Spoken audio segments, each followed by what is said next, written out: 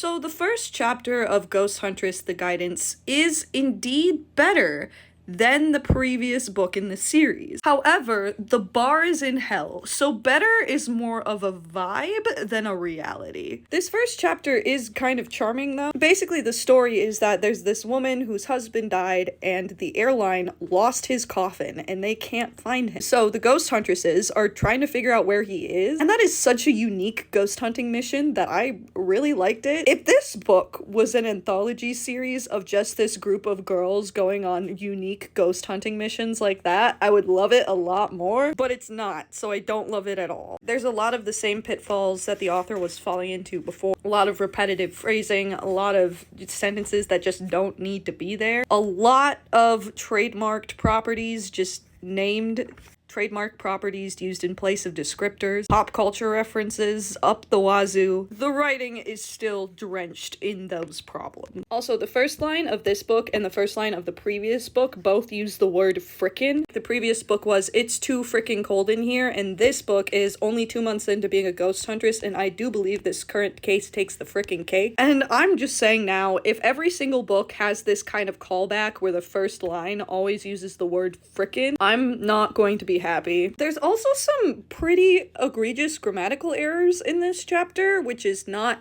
a good sign for the rest of the book. Like, there's just straight up a comma missing. I had to draw that comma in. That comma wasn't there to begin with.